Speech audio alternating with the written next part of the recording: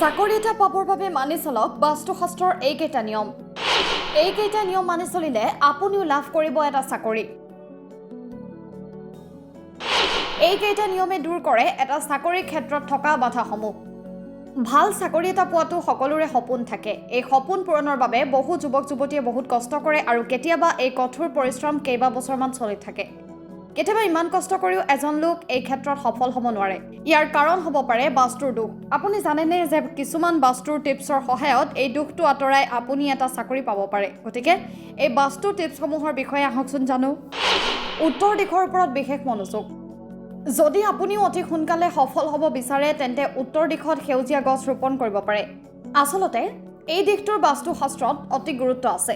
এই দিশটো নতুন সুযোগ আৰু চাকৰিৰ সৈতে জড়িত। সেয়েহে এই দিশত গছ ৰোপণ কৰিলে ধনাত্মক শক্তি অধিক বৃদ্ধি পায় আৰু কামত মনোযোগ বাঢ়ে।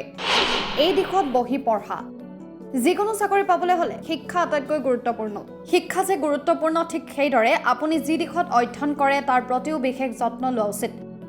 বাস্তুশাস্ত্ৰৰ মতে অধ্যয়ন কৰা ঠাইৰ দিশ পূব বা উত্তৰ হ'ব লাগে। এই দিশত পঢ়া শুনা কৰিলে মনোযোগ বাঢ়ে আৰু সোনকালে আগবাঢ়ি যাব পাৰে। বিচনাৰ দিশ। গোটেই দিনটো কঠোৰ পৰিশ্ৰম কৰাৰ পিছত শৰীৰটো জিৰণিৰ প্ৰয়োজন হয়। ইয়াৰ বাবে আপুনি কোন দিশত শুই থাকে তাৰ প্ৰতি গুৰুত্ব দিয়া প্ৰয়োজনীয়। যদি পাৰে বিচনাখন দক্ষিণ পশ্চিম দিশত ৰাখক। আপুনি যিটো কোঠাত পঢ়ি আছে সেই কোঠাটো পৰিষ্কাৰ কৰি ৰাখিবলৈ চেষ্টা কৰা উচিত। ৰঙৰ সঠিক ব্যৱহাৰ। বাস্তুটো ৰং অতি গুৰুত্বপূৰ্ণ বুলি গণ্য কৰা হয়। কিছুমান ৰঙৰ ব্যৱহাৰে অধ্যয়নত মনোযোগ আৰু একাগ্ৰতা বৃদ্ধিত সহায় কৰে। যদি আপুনিও কোনো কামৰ বাবে প্ৰস্তুতি চলাই আছে তেন্তে আপুনি আপোনাৰ কোঠাত বগা, নীলা বা সেউজীয়া ৰং ব্যৱহাৰ কৰিব পাৰে। ৰুদ্ৰাক্ষ পিন্ধা। চাকৰি পোৱাৰ বাবে ৰুদ্ৰাক্ষ পিন্ধা শুভ বুলি গণ্য কৰা হয়। চাকৰি পাবলৈ 1 মুখ, 10 মুখ বা 11 মুখৰ ৰুদ্ৰাক্ষ পিন্ধাটো ভাল বুলি গণ্য কৰা হয়। মহাদেৱক পূজা কৰা।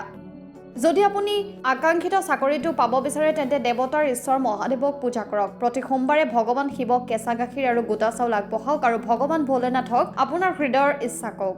বিশ্বাস কৰা হয় যে এই প্ৰতিকাৰ কৰিলে আপুনি আকাংক্ষিত কাম পাব।